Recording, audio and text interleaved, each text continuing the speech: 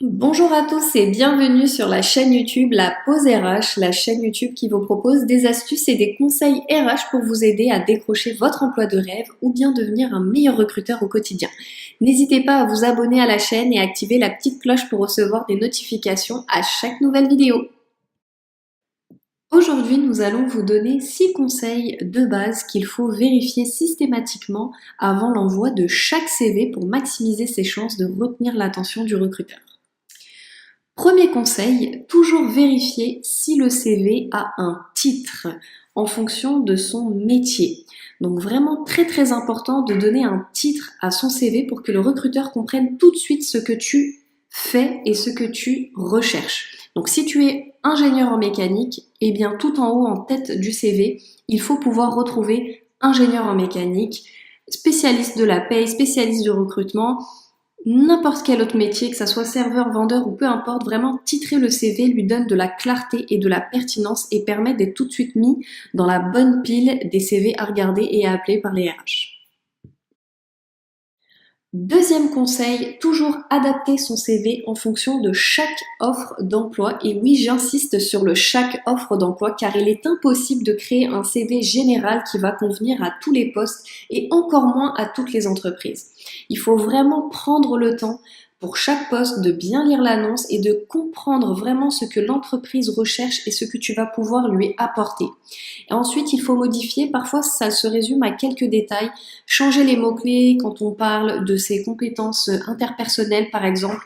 Réadapter une expérience, voilà, l'entreprise recherche un certain type de spécialisation sur ton cœur de métier. Tu as eu plus d'expérience, je sais pas, sur une année en 2017. Mettre un paragraphe un peu plus gros sur l'expérience de 2017 que par exemple sur la dernière expérience que tu as pu avoir, si c'est moins pertinent par rapport aux essentiels qui sont demandés sur l'annonce. Donc vraiment prendre le temps d'adapter chaque CV à chaque offre d'emploi.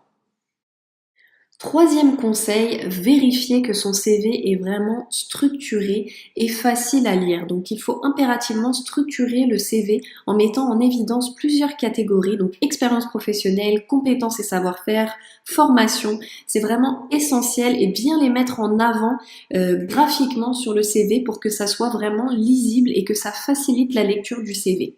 Il faut également faire attention à ce que tout soit bien aéré. Pas faire des CV trop compacts avec des écritures trop petites ou même des différences d'écriture. C'est vraiment très fatigant pour les yeux du recruteur et ça peut lui faire passer l'envie de t'appeler tout simplement. Donc c'est vraiment très important que le visuel soit agréable à regarder pour permettre vraiment la lecture facile du CV, que le recruteur comprenne tout de suite tes compétences.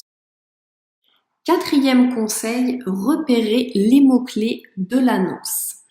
Ce que je veux dire par là, c'est qu'il faut savoir que sur certaines plateformes de recrutement très avancées, surtout dans les grandes entreprises qui reçoivent vraiment un nombre très important de CV chaque jour, il y a un premier logiciel qui effectue un tri automatique et qui laisse apparaître aux recruteurs uniquement les CV qui possèdent certains mots-clés.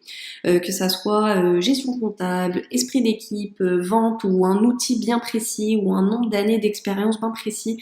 Ça peut vraiment être très divers. En tout cas, ça peut faire un premier tri et faire en sorte que si tu n'as pas repéré ces mots-clés et que tu ne les as pas intégrés dans ton CV, le recruteur va tout juste jamais pouvoir ouvrir ton CV car il ne sera pas dans la pile des CV à consulter. Donc vraiment très important de faire attention, ces mots-clés sont toujours inscrits dans l'annonce.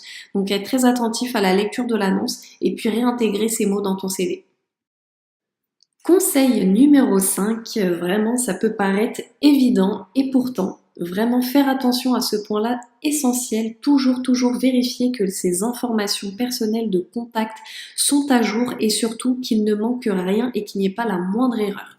Ça serait vraiment dommage de rater une opportunité d'emploi parce qu'il manque un chiffre sur le numéro de téléphone ou qu'il y a une faute de frappe sur une adresse mail. Donc vraiment, pensez systématiquement à toujours vérifier que les coordonnées sont à jour et surtout sans la moindre erreur. Et enfin, dernier conseil, donc ça peut aussi paraître évident et pourtant ça ne l'est pas toujours. Il faut absolument, c'est impératif, lire, relire et surtout faire relire son CV avant de l'envoyer pour être sûr de ne pas avoir laissé la moindre faute d'orthographe qui sera forcément pénalisante, même une petite coquille, une petite erreur de frappe.